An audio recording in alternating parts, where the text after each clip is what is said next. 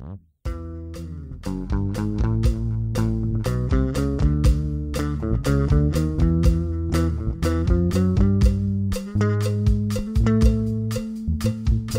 it's John at C Nation, and you are tuned into the Kush Journals. Join me and my occasional guests each weekday as we discuss all things cannabis in the great state of Utah.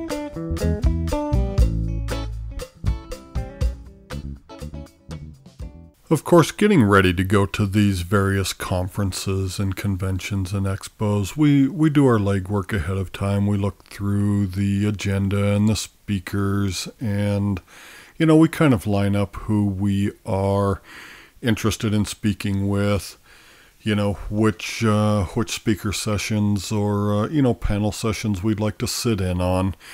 And of course, we reach out to, Grasslands, and they reach out to us as far as, hey, we've got some clients that are there. Would you be interested in interviewing? Would you be able to? These types of things. But one of the names that we saw early on, a month and a half ago, as we were getting our ducks in a row for CBD Expo West, was Shira Adler.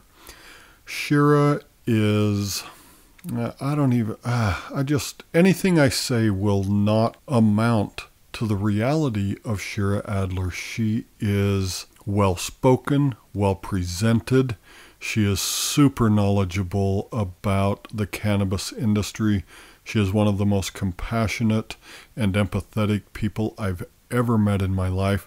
And this was the first time that we met her. Of course, if you have any interest in this industry, and if you do things like we do for a living, then of course you know about a lot of people, but it's hard getting to those people sometimes. We ran into Shira at the media showcase Friday evening.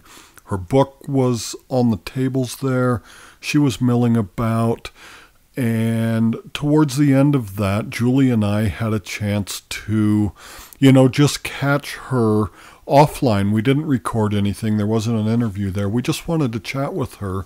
And we wanted to see if we could get something set up for the next day. And also she promised she'd sign our books for us, and she did. So now I have a signed copy of the ABCs of CBD from Shira, and it's absolutely a prized possession. But we got a chance to chat with her for a few minutes Friday evening, and it was just 10 great minutes of my life. When you speak with Shira Adler, you realize very quickly you are in, the presence of a very competent, very real person who can often understand where you're coming from. She is clergy, as she mentions in her interview. She has dealt with a lot of parents, with a lot of youth, on some really challenging and sometimes tragic, issues and situations. It shines through when you speak with her. Well, she promised she would make some time for us on Saturday, and she did. I was able to catch her in the press room in between, probably speaking assignments and panelist assignments at the CBD Expo West. And she was completely gracious. She was running around like the proverbial chicken with its head cut off, but never haggard, never seemed like, yeah, sure, sit down, let's get this over with. I had her full attention. She had my full attention. And I don't know how many minutes she gave us, maybe the better part of a half an hour. It was fantastic. And I want to tell you, it was one of the really great joys for me in all of this podcasting and all of the interviews. I've cherished every single person I've spoken with. Shira touches my heart because she and I are very similar in a lot of ways. I'm a pretty soft-hearted, pretty sensitive guy, and I have an enormous amount of empathy that sometimes plays against me, but gosh, I'm telling you, I was super thrilled to finally sit down with her. A lot of background noise, our good friend Karen Blondell, who, with Canon Newswire plays a huge part in all of this. And we're going to sit down and speak with Karen and John Sidlin before too long here, kind of as a wrap of this. But, Karen was out getting Shira a bowl of food that I'm going to tell you you're going to hear all about in the interview. And it was fantastic. Got her some food, got her some coffee so she could just sit with me. And it's a really casual but very informative interview. She's eating some of her food throughout, which I told her to do, and it was totally cool. But after the interview, we'll tell you how to get a hold of her book and what it is. We're currently reading through it, and I'm super impressed. I want to get some copies to give away, and I don't even care if I buy them full retail. It doesn't even matter. We want to get her book, The ABCs of CBD, in the hands of people who can really put it to good use. So, without further stalling for time, here's my interview with Shira Adler. I looked at the back cover of your book last night. I told you that last night. Yes. And saw this complete guide for parents, but for everybody else too. Right. But the parents really struck me. As you know, we're from Salt Lake City, and we podcast to a Utah audience. Yes. We have a conference in October because we have a medical cannabis vote in November. Right. And it's a very scary thing for a number of parents, a large number of parents in Utah. We're a very family-oriented society there. We have large families. And even something as awesome as CBD is horribly misunderstood there. Absolutely. And I'll tell you the main reason why, and maybe you can talk about this a little bit, and some of your experiences around this maybe, is the issue of dosing. Sure. Which is a lot different with CBD versus with THC, but some CBD comes with THC, and we need to know these things.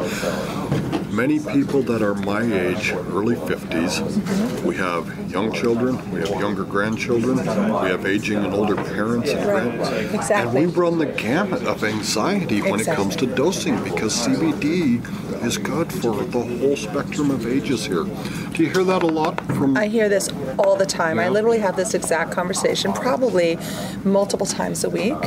And this is why I wrote the book, is to have this conversation and to explain, first of all, you don't know what you don't know. So all we can start with is the way we were raised and what our belief system has taught us, and we are influenced by all of the organizational models, our faith organizations, our educational institutions, our parents. And right there, we have a very steep uphill battle because we are carrying misinformation and stigma that has been in place now for the Prohibition for 80 years, and even just the attitude and the understanding, what we think we know about cannabis. And let's call it by cannabis and not marijuana, Fair which enough. is, Me too. not the right word Strictly for it, cannabis, right? And so the basic idea is that we have to understand that there is just the fundamentals, the ABCs of CBD. There is a plant species called cannabis that has been around and been used by every faith tradition, by every culture, every race, every religion, in spiritual ceremony, in physiological need, for biochemical needs, for emotional needs. The first woman in Jerusalem who used it in childbirth back in 400 year. Wow. I mean, literally, the world history and the connection to this plant species is specific and it is significant. And I have a whole chapter dedicated to, before you can be a parent and educate yourself or your children, you need to understand how long this has been around. Yeah. Let me ask you a quick question about the duration of this, because it is many thousands of years. Thousands of years, yeah. Modern technology aside, we roughly use cannabis the way it has always been used, right? Right. I mean, it's a plant. It's a plant. It's an herb. We can eat it. We can rub it on our wounds. Yes, right. You can make salves out of it. You can use the fiber, especially hemp.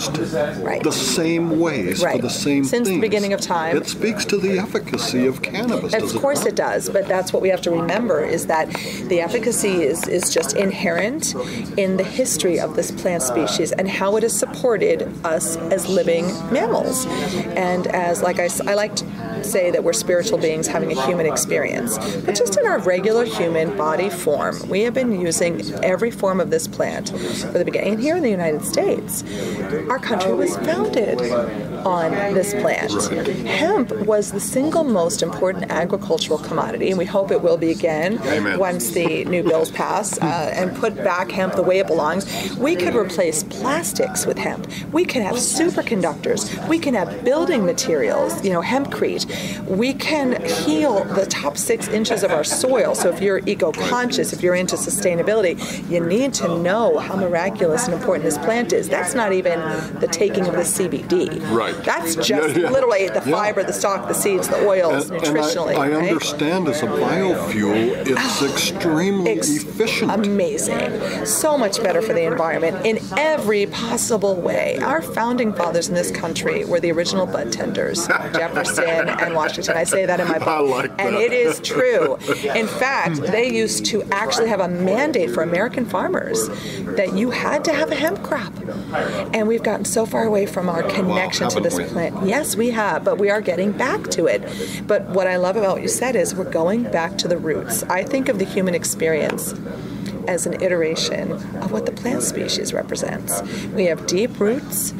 We are connected to this planet and how we live with and through and symbiotically with this planet.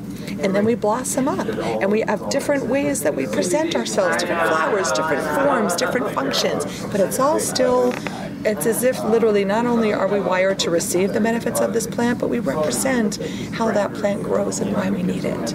That's the one thing that really strikes me. And, each of us individually, we're spiritual in our own ways. We think about however this universe came into existence in our own ways, these types of things. But it's really undeniable when you look at a plant that has components and compounds and features that are built to just work with things that are there. Right. It's not manufactured. We are wired for this. So let's talk about that for so people understand. So we've got a plant species. Oh, it's all good. Thank you. This is very casual. I know. I'm eating while we're talking. Shira's eating, and it looks delicious. I'm having tofu and edamame and rice and vegetables and oh my gosh. My friends delicious. here at Canada Newswire, Karen Blondell and John Karen Sidlin, Blondell. Just beautiful people who feed and nurture the speakers and their media pundits, and we are very grateful. Shout out to the best event planners and media network. Amen. You got a call. They bring you food and coffee. Oh my God. Okay. I am in, next to CBD, my essentials are what I'm eating right now. Coffee. Me too. And tofu. Healthy food. So we're wired, all mammals are wired with an endocannabinoid receptor system. When we're afraid of, putting something in our body, something that's like psychoactive and scary, like cannabis or marijuana, the name words, right. It's a scary word that has no basis in reality. Exactly. Right. It's been debunked. The only thing that, and I go on record with this, that cannabis is a gateway for is wellness. It is not the cause of death or overdose or lack of motivation or the stoner stereotype. Those are stereotypes. Those are basically media driven, the old media who had an agenda in promoting timber and over hemp. Or they're lampooned and parodied and they were, a bit, right, like the Cheech and Chong humor. Absolutely. We played into it. We played into it in pop culture and media. Yeah. But originally, William Randall Hearst has newspaper, the original media mogul in the 1930s, and what he did was assign, quote, that drug with, quote, those people, and those people were the Mexican immigrants, and that's where the name marijuana came from. It was not. It was always called cannabis and hemp. And it was assigned to marginalized people. And then the Nixon era really buried us because with there came the memo. They knew already there were health benefits. They did. They already knew and had the patents. They already knew, and you have to understand, we have been fed a bunch of baloney for a very long time. And it was, again, reefer madness was meant to marginalize the hippies. It was meant to go after people of color, whose communities, by the way, on a social level, we decimated. Indeed. Because of how we've handled this on a social justice level. So that's all like economic, social, political, the history. But we as people are wired to receive the components from those phytocannabinoids. Phyto meaning that something grows in a plant. And we as mammals have the endocannabinoid system. So, when people say CBD is in breast milk, that's actually a little bit off. It's actually THC that is developed in breast milk. And so we have been designed since the very beginning of our human species experience to absorb these cannabinoids. If we don't have them, if we don't have enough sunlight, you know how we were all sold a bill of goods about vitamin D? Indeed, Government said yes, that. yes. Same problem. We were sold a bill of goods about the nutritional elements that fuel our bodies and what we're meant to be connected to. We have sick building industry, we have modern technologies, we have all kinds of things that have made us disconnect from our roots, from nature, from what nature naturally provides safely with efficacy. It is proven. It's been proven by modern science. We have more than 60 official clinical studies and over 2,000 lesser studies from other organizations outside of this country. Do your due diligence. Read my book so you understand the basics. Why we're wired for the system, how our system works, what we need, why we should take it. And then for parents, I say, now let's go one step further. Now let's say I have sufficiently given you some education, you feel comfortable, you feel like you know me and you can trust me, and please do, because I've been doing this a really long time. Please know that I built my company and wrote this book out of personal experience. I started to look at what self-care was and how it was reflected in our own experience, and I found it sorely lacking, myself included. I looked at our children who are struggling, from the disenfranchised millennials to the kids with more special needs, classification codes, diagnoses, medications, and my children were just two of those children. I'm a mom, and they say that necessity is the mother of invention. So that's why I did that invention. And so I think the point is, I understand the fear because I had the fear. I understand the stigma because I was subject to it as well. I understand what it's like to be raised as a conservative parent because I was. I like to say I am a recovering, formerly anti-pot parent. Yeah. But I'm also clergy and a healer and an educator and an activist. And I'm founder and CEO of my own company. And I'm all of those things because I was a mother and I was a person. And I saw where people were struggling and suffering. And I wanted something safe and healthy that I knew we needed. And I needed to find a way of helping my children who had struggled with anxiety and depression and PTSD and misdiagnosed, mislabeled, struggled in school, struggled in behavioral mood dysregulation. Been there, done that. And so that is the point of why I do what I do. I want to explain to parents, THC, which is one of the cannabinoids, is not the same as CBD. Right. They are different. They function differently. THC is the thing we think of when we think of cannabis or marijuana. It's referring to the psychoactive ingredient in the plants.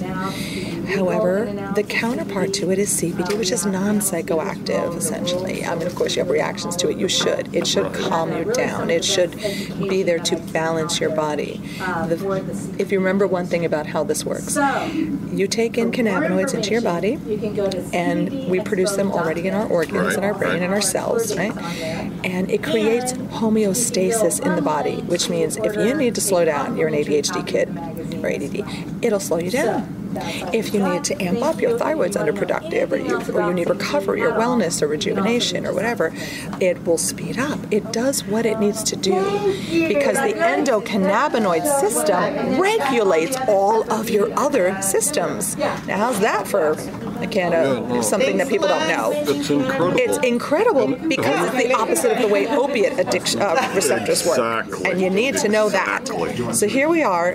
Never before in history have we been a society so over-medicated and underserved, right?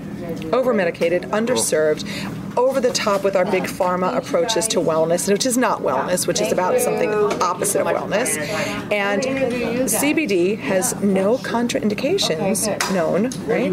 And no known side effects, except there's one issue in terms of digestible or edibles, in terms of some people with it's a P450 cytochrome liver issue. So there are different ways of taking and using cannabinoids. Like you don't have to ingest it. You can have a topical cream that's great other tissues, muscle, joints, ligaments, skin irritations. Like, there are different ways of using different delivery methods. And of course, I do prefer tinctures. I do myself make an aromatherapy line that's infused with CBD because I believe in covering it all, mind, body, and spirit, inside-out approach. But the point is, you can be on a medication, you can have whatever issues you have, you can be whomever you are, carrying whatever kind of challenges you're facing for you, yourself, or your family members, whether it's the aging baby boomer parents who are struggling with Alzheimer's and dementia, MS, fibromyalgia, all the mental health disorders, down through your children, autism and ADD, and all that. You can be on any medication, and especially if you're lucky enough to have a resource, to find a support network, to have education, your doctor should be open to understanding that you don't have to worry about pulling off your other meds. You can just add this in, and over time, be mindful, pay attention to your body, trust your intuition and your gut, and then slowly make the changes that resonate for you. So you said that doctors should. Should, and they don't yet. Should is often someone else's expectation, and you and I agree that doctors should.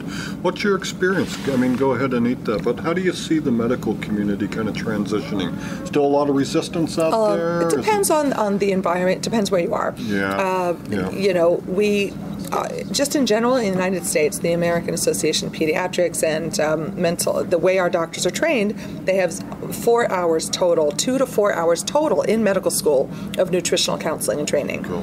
And yet we know that plants and food from earth are the most important nutrients to provide, the minerals and so we definitely have a little bit of an issue. Our doctors are simply not trained in allopathic and integrative and nutritional and Eastern traditions, and they should be. I really do think they should be. So since they're not, it is what it is. Yeah. You have to seek out practitioners who are open-minded. I meet a lot of them. I have psychiatrists and psychologists who come to me and say, Shira, we appreciate the aromatherapy approach, and I am a non-prescribing psychiatrist. I get people off of traditional brain meds. That's powerful. They are the minority by a lot.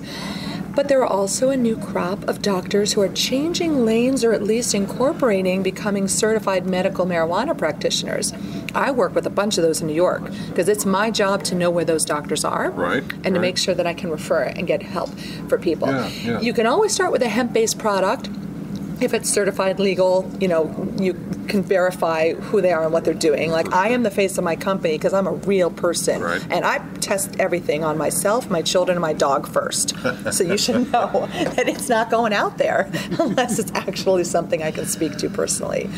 You raise a good point about something, and it's the plant-based world that we actually still live in. It feels like we live in that a lot less, but in the hundreds of thousands of years of Homo sapien being on the planet, it's a fraction of the time that we've had all this processed food in the world. We made it to this point in our evolution. But if we're not careful, we're really we largely made it here on a plant-based, absolutely, or at least, livestock. The hunter-gatherers and the plant. And by the way, even if they were hunter-gatherers, what is it that the meat eats? Yeah. I mean, let's go really down to the fundamentals. We didn't have the preservatives. We didn't have anything that exists today in the terms of these 8-syllable words that appear on an ingredients list that I just can't, they can't be there. They My shouldn't litmus be test for food or anything you put in your body, a few things I stay away from hardcore. If you can't afford organic all the time, fine, but know the top, we call it the dirty dozen. Know the list of things you never want to eat if they're not organic, because the pesticide absorption rate into those foods are like berries. Berries is really a problem because you can't wash those pesticides off. And the funny thing about this, although it's not funny in a humorous way, is that we've been conditioned, largely through propaganda, I suppose, to believe that those are the superior products. They were grown in a protective mode. They don't have, there's no pests in these. There's nothing, there's no disease. Because we've insured it through all of the chemicals that we've used. We're conditioned to kind of see that We as, are? oh, that's Yeah, what we we should are. be shopping for and not the other because we don't know what's in that You know what's corn funny? You that I said just know what picked we off should be that shopping stalk. for. In this country, our biggest agricultural products are GMOs. Yeah. I'm not a big fan of GMOs, and the whole rhetoric around it'll save, third world countries will be able to produce better rice. It's a beautiful idea and concept that was never applied and never meant to be applied. It was really about money and whole other problems. Corn, obviously, soy, wheat being the primaries, beet sugar are in the United States, that's what we stay away from. So when we've manipulated our food sources, when we think that we're protecting them from pests, don't forget it's the same company who is altering and working on the genetic modifications for the food itself, as also, and I'm talking about Monsanto, who is now owned by Bayer. Right. Yep, right. Right. So let's be real. It's now that bad trusted news for brand, everyone, I'm telling you. Yeah, it's tricky. You just need to know. You need to follow the trail of money behind studies. Fair you need enough. to see which organizations, even American Diabetes or American Heart Association, follow the trail of money. See who their sponsors are. If Purdue is a major sponsor, and then you notice that a diet that's recommended for Americans for heart health is actually founded by a meat company, come on. I mean, just Right. people are more eco-conscious. They are tobacco more industry savvy. lawyers. Right, but they're paying attention. Red 40 is a no. GMO is not ideal. If you right. can't pronounce an ingredient, it's got 10 syllables or more than 5 ingredients in a basic food, probably not the best thing to do. So at least take steps. And if you can't change your diet, if you really are stuck with what is around you, then at least add probiotic flax and CBD.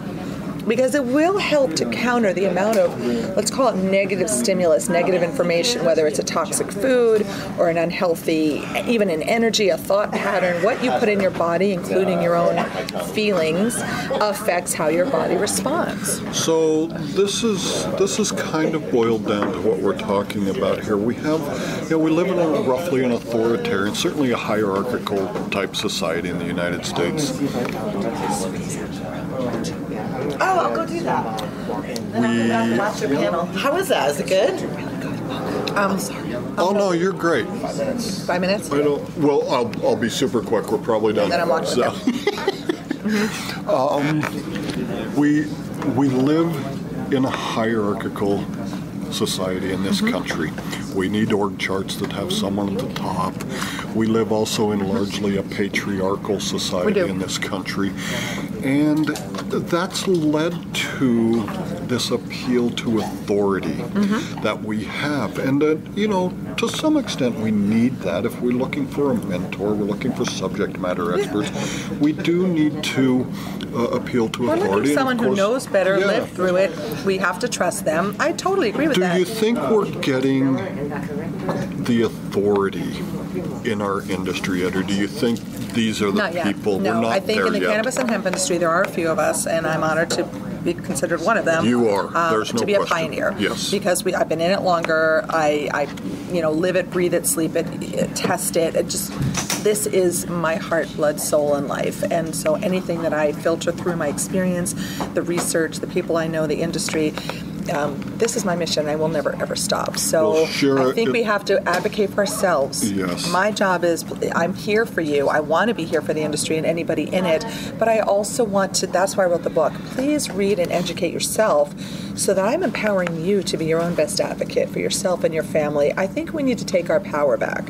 As a woman and as a founder and CEO of my own company, we're still fighting that uphill battle to be validated and heard and recognized, and yet trust that mother instinct, the one that guides and grounds herself and her loved ones. Trust that. Trust yourself better. Connect to that knowing and that wisdom, and I think we will all be better served by becoming our own best sources of being the authority. Yeah, we don't ever call it Father Earth, do we? It's No, always we Mother do. Earth. And with respect for my beautiful brothers, and my partner is obviously male and a big part of my life. Fair but, enough. But we're seeing a pendulum swing. Instead Yeah. of brands being run by, I affectionately call them the white men in suits. Understand that I am the target demographic. I am the shopper mom, but I'm a spiritual soccer mom. Right. I'm not popping Xanax and putting alcohol in my sippy bottle on the fields and watching my kids' games. I'm popping CBD. I'm writing books about it, but I'm still making the household decisions for my family. And this, as we see the Me Too movement, as we see women really coming into their power and using their voices, that's a nice representation and a synergy with the cannabis female species So herself. the book, The ABCs of CBD, Yes. available on Amazon. It is. Is that roughly the best place Yeah, for and you can visit my consumers to buy? website, shiraadler.com. For some of your other products and information. Oh, that's Shira Synergy. My company is shirasynergy.com. We yes. sprayed and felt it was so Everybody's awesome. following me. They're like, Shira's here. I smell something good. It was so much fun. It was we weren't quite certain what we were doing with that product. Then we found the small print on the back side of it, and we used it as suggested. Oh, and it was perfect. really terrific. No, it was just really refreshing and Thank you. and lovely. No, it was really It's nice. the best of both worlds. It's ancient wisdom and modern science. It's a delivery method in a simple, brush your teeth, use your spray, spritz your face, 2 deep breaths, you're good. But it's actually the strongest, purest, most highest vibrational frequency of plant medicine I could create. Really, that's awesome. Shira Adler, thank you so much you. for your time. Oh, John, Buy such the a pleasure. book, learn something. Did I tell you it was kind of a zany? Well, it was. I guess the interview wasn't really zany, but the press room and Karen and the the bowl of food with the tofu and the rice and the cucumber and all of that in there. Shira lives for great healthy products just like that, and it was so much fun. I have a deeper respect and appreciation for Shira than maybe I even imagined I could have. And I imagined a great deal of all of that. It was so much fun. I want to make sure that I run into Shira at every one of these conferences moving forward. We hit it off really well. We have a lot to talk about that is on point in this industry. And I want to thank her. Shira, I want to thank you personally for sitting down with me and taking the time to have a very serious conversation about all that you're involved in, the history of the cannabis plant and our use of it as mankind, and how it really is made for us, just like we are made for it. Thank you so much for your time.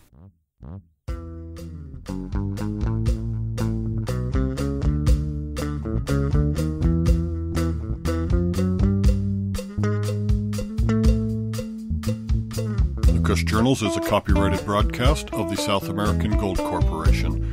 We appreciate your likes and shares on social media, including Facebook, Twitter, and Instagram.